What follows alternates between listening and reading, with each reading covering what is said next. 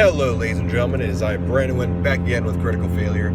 Sadly, I'm in the car yet again. I'm kind of having to do videos when I have the opportunity, like driving. Haven't really had the opportunity to practice my guitar vocals in fucking ages, so I'm trying to get a lot done just so I can make sure this is good. Stopping by my house, gonna clean up that more. That way, that doesn't have to be worried about because of situations that happen. Still recovering. But anyway, we're on the encounter for the Death Tyrant. I really just realized a massive mistake in my script. So this one, much like the Beholder, is done by skipping the air, water, land type of thing. I just put it as one encounter that would be really cool. So that's just how I put this one. I kind of did the same for the Spectator. I just don't see Beholders, as in the normal Beholder and the Death Tyrant in the 5th edition Monster Manual, going really anywhere in terms of a different type of hideout or just traveling avidly. That's just not how I imagine them, so I didn't write for that. So starting, I said, of course it'd be very similar to that of Beholder, but it's gonna probably end up going to kill the party anyways, just because it wants to.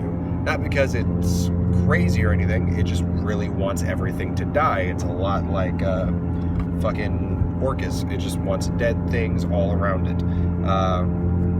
So basically, the party is extra zombies in the Death Tyrant's domain.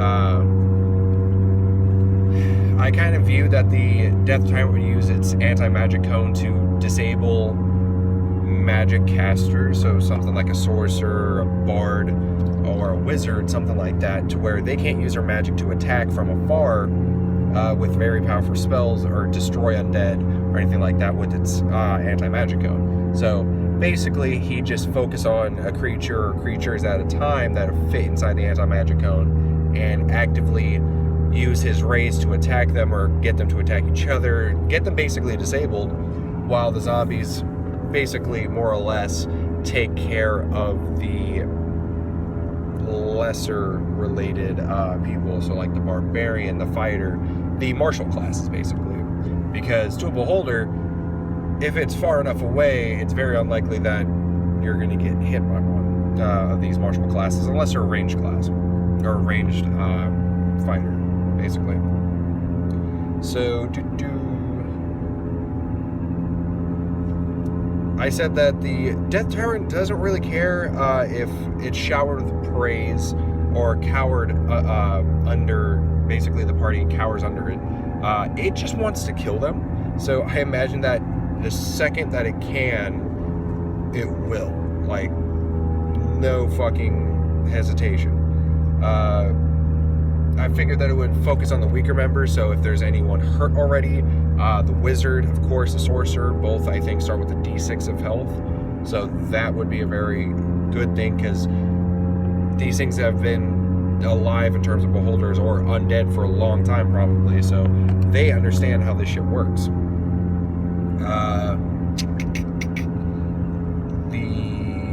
I kind of see that the Death Tyrant won't actively outright kill sometimes, like depending on how it is. It might toy with some of the people, trapping them and like setting them up to where they're one-on-one, to where then it can just crush them to death or something like that through indirect means. Like I can imagine like it traps I think it gave an example basically. Yeah, I have it, let me find it. Say it's fighting against like a party. It'll leave a party member alive and slowly basically brainwash it, and that character will end up being used as like as bait / captive, a decoy, whatever you want, to go close to the Death Tyrant's lair, and say there's like a crevice or like an entrance, it'll stay kind of close to it and hide, and when there's a party nearby of adventurers or something like that, something that can be deemed as possible zombies for the Death Tyrant, even just Drow or Duergar, the captive will run into the area, and the Death Tyrant will close the opening behind them. So like levitate a boulder down or break off like a spire that's like from the top of the ceiling to where it just they have no escape. And so that's how I imagine that could happen, like using a live subject to like bring in more zombies basically, because I have a feeling a boulder will be easily able to destroy a party of Durgar Drow. That's just how I had it. So that'd be a really cool way to have it. Say like your party sees this guy and goes into like this type of situation where the Death Tyrant is actively doing something like this, using a captive. Your players aren't probably going to expect it, because first of all, why would a Death Tyrant keep a live person and think about it so intelligently, in my opinion, using it to stay alive? Now the only thing that I was wondering would be, would it kill the captive and use one of the more fresh and alive party members that just came in basically to break them and do the exact same thing and just keep refreshing it? Or would they keep that one until it died of whatever causes, turn into a zombie, and then just wait till a fresh party comes in? Or, like I said, use one from the party it just captured. It's up to you on how you want to do that. I think it would probably kill the old one and get a new one. That's just how I imagine it. But these things are really fucking powerful. I gave it to where it'd be able to spawn 1d8 zombies from an area of 120 feet of it on unoccupied spaces, which would really aid the lethality of the entire encounter.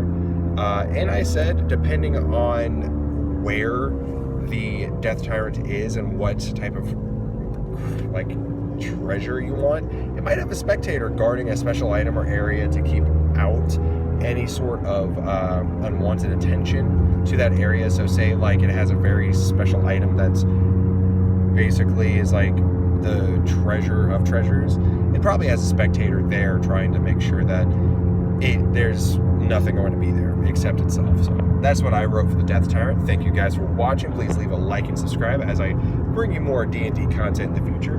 Comment down below if there's anything that you would like to see. And yeah, thank you guys for watching. See ya.